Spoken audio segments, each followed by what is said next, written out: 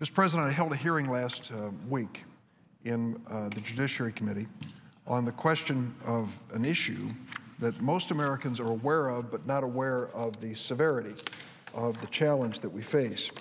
The issue relates to student loan debt. Last month, the National Association of Consumer Bankruptcy Attorneys issued an eye-opening report entitled "The Student Loan Debt Bomb." The report pointed out that American student borrowing exceeded $100 billion in 2010, and the total outstanding student loans exceeded $1 trillion last year. There is now more student loan debt in this country than credit card debt. Of course, when used prudently, student loans can be valuable. I'm living proof. I borrowed money to go to college and law school. Couldn't have made it without it. Paid it back and felt that it was money well invested. I stand here today because of it. A lot of students have gone through the same experience. Unfortunately, too many students today are being steered into loans that they'll never, ever be able to repay. The most pressing and worrisome part of it are private student loans. What are these loans? These are loans given to individual students, not by the federal government or through a federal agency, but rather through a private entity. According to Project on Student Debt, the most recent national data shows that 33% of bachelor's degree recipients graduated with private loans, 1 out of 3, at an average loan amount of $12,550. Now, the difference is significant. Private loans to students in school are far riskier to pay. Once a student takes out a private loan, that student is at the mercy of the lender. Every week in my office, I have invited students from across the United States to share their stories about private loans and what happened to them. I want to tell you one of those stories this evening. This young lady came to testify before my committee. Her name is Danielle Jokola.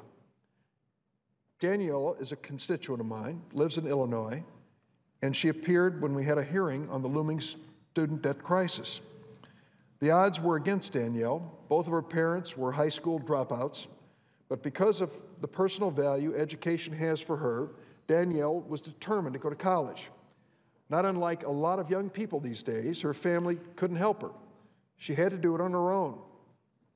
In the year 2004, she moved from Minnesota to Chicago to attend the Harrington College of Design, a for-profit institution owned by Career Education Corporation. Now let's go back to Danielle's story. She didn't fail. She kept going to school. She fully trusted the staff at Harrington to help her with financial aid. They helped her fill out all the financial aid paperwork for her loans and made phone calls on her behalf. There was no discussion about interest rates and what the actual debt load would be by the time she finished.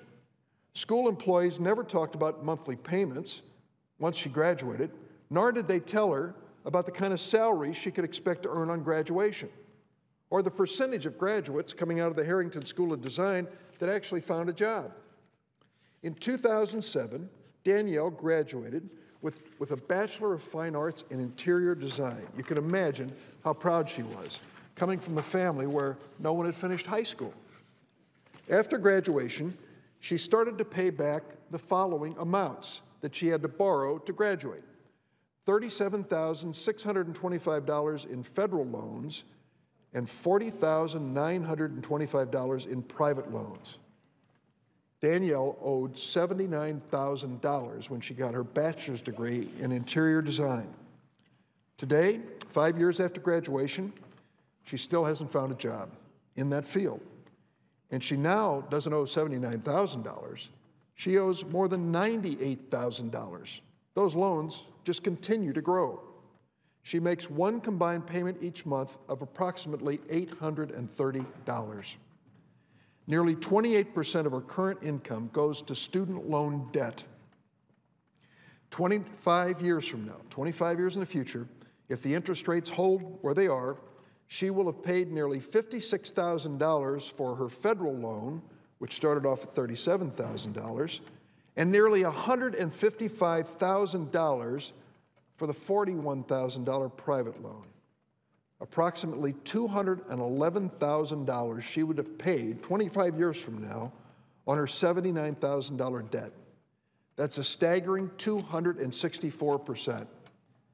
Mr. President, do you believe any college student could even understand when they're signing these loan forms what they're getting into? There's one thing I haven't mentioned which bears saying. Under the current law, no student loan is dischargeable in bankruptcy. Not ever, except under the most severe and extreme circumstances. Hardly ever happens. It means that the loan papers you signed at the age of 21 are going to be with you for a lifetime. And if you aren't one of the lucky ones, landing a good job, making enough money, you will watch what happens as that student debt increases.